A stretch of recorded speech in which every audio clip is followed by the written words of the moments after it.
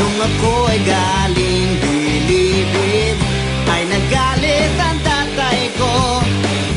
Di niya raw ako sisisihin kung ibang dahon ang gamit ko.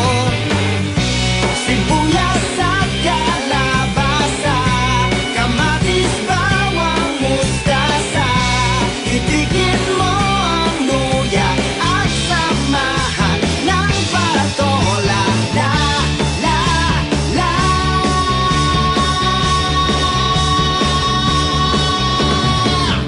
Kangkong, malunggay, bili na kayo ng gulay.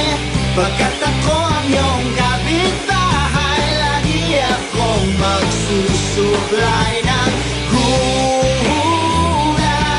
Hi, hi. Di na po kayo mabibitin dahil loaded naman ako.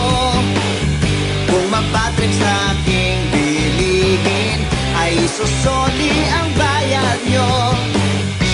Sinusunod